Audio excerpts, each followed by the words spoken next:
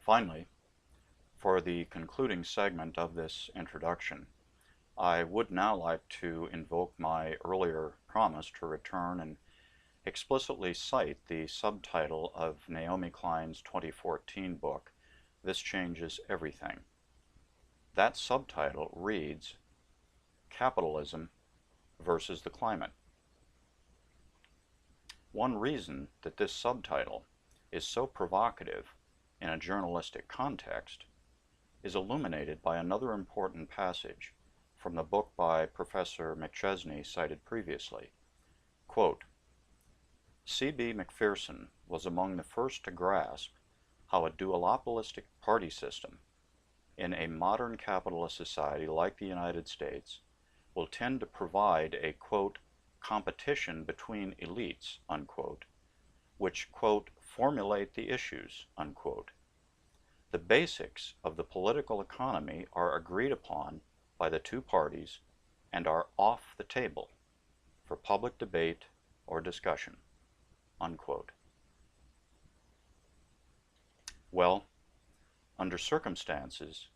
where the planetary boundary challenges make Miss Klein's chosen subtitle not only exactly apropos, but courageous, those, quote, basics of the political economy, unquote,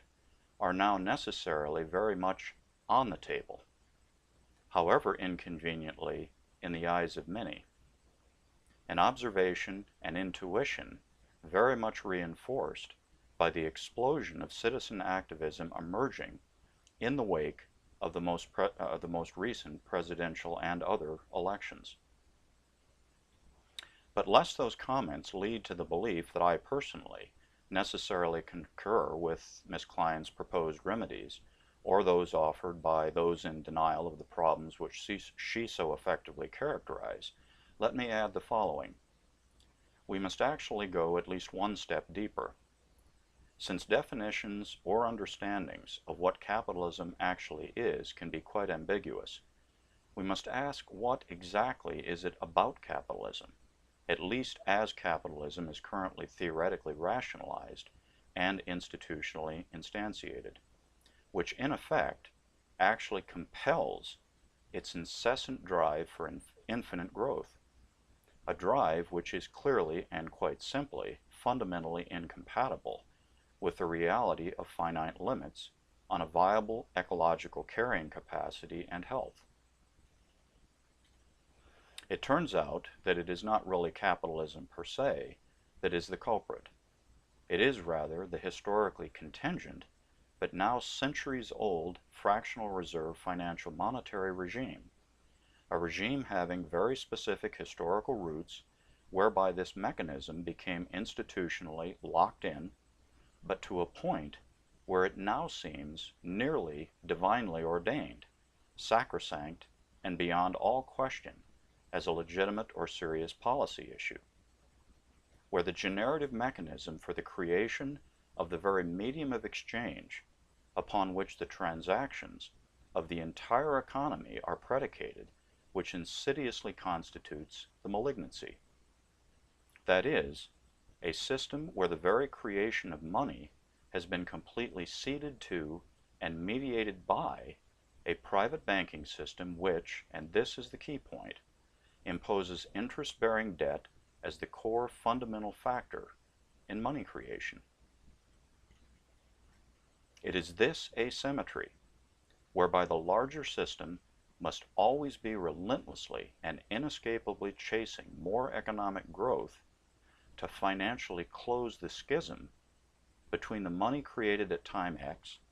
and the money needed to resolve the interest debt associated with that monetary creation at future time Y, since only money equal to the principal was initially created.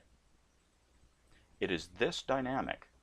which is the generally overlooked, stealth, underlying driver compelling infinite growth. A bit like riding a tiger, there is a consequence of this insidious dynamic that is truly perverse. Because of this fundamentally unsustainable and pernicious debt dependence, we have created a system that does not work in the service of our healthiest and most fulfilling lives,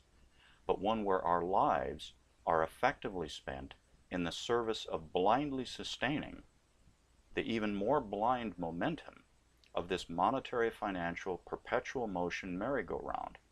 Human and planetary consequences be damned. But even merely recognizing this begs a whole series of important questions, such as, does it need to be this way? Would eliminating this monetary creation debt dependence necessarily entail the death knell of capitalism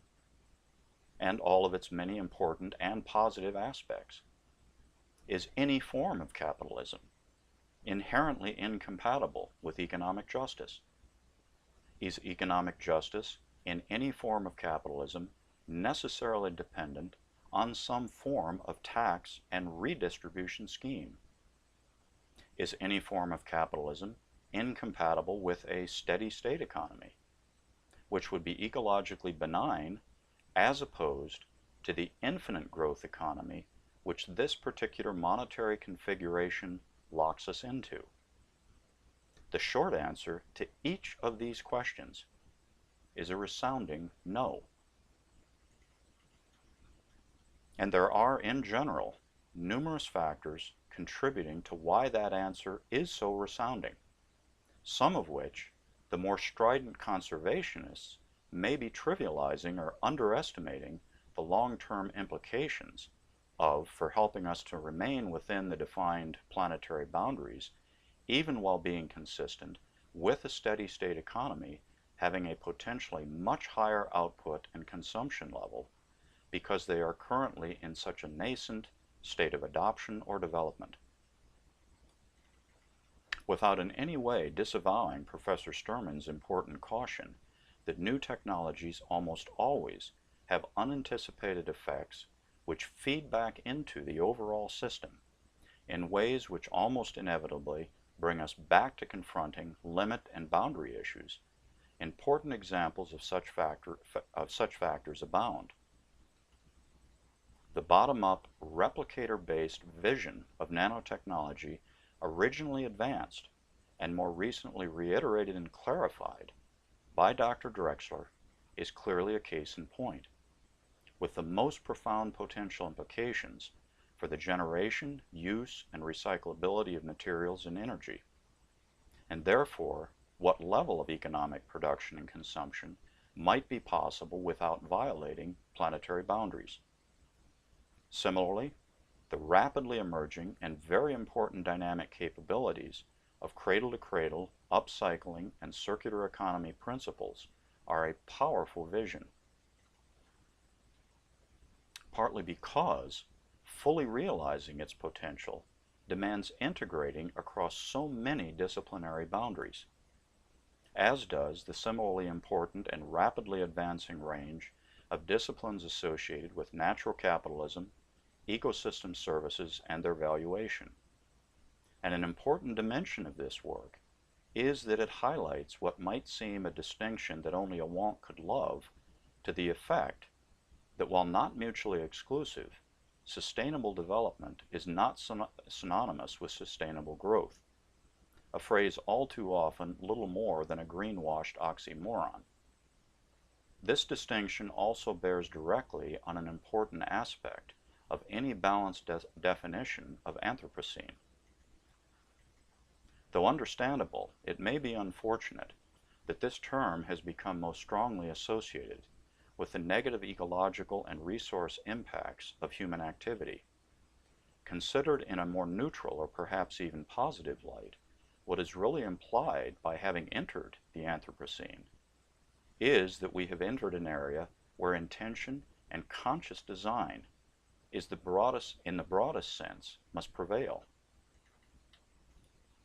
A sense entailing the need to optimize systemic integrability and balance. Fulfilling that objective, however, poses very profound measurement and governance challenges related to issues of defining and drawing boundaries, and recognizing the extent to which doing so may not so much may not be so much arbitrary as much as rife with issues of overlap, adaptive variability, and/or incommensurability of objectives across boundaries, and other related concerns stemming from the fact that one of the consequences of the dynamic, nonlinear nature of complex hierarchical systems is that those rich layers of time, space, and function may couple in ways which do not stay within the semantic boundaries which we may have chosen to define at any given prior point in time. And the consequence of this reality is that being in the Anthropocene inherently entails that optimizing systemic integrability and balance imposes a continual, ongoing governance imperative of conscious evaluation, reevaluation, and design. The point with respect to the health and viability of the Fourth Estate, however, is that a truly, quote, healthy journalism, unquote, a media which would really probe the longer answers to the questions associated with these incredibly important and interesting issues, would need to interrogate a wide array of interpenetrating social, political, scientific, institutional, and legal domains, perhaps including constitutional. It would recognize that in a period of such profound and historic transformation, it is not merely the pursuit of technological innovation that is needed, but conceptual and institutional innovation as well, and that its broader social mandate is not and will not be well served by timidly remaining bound within the reflexive, self-censoring constraints of the prevailing academic or political status quo, or the conventional wisdom of its own too limited pedagogy and traditional practice. A truly healthy Fourth Estate has nothing to do with infotainment,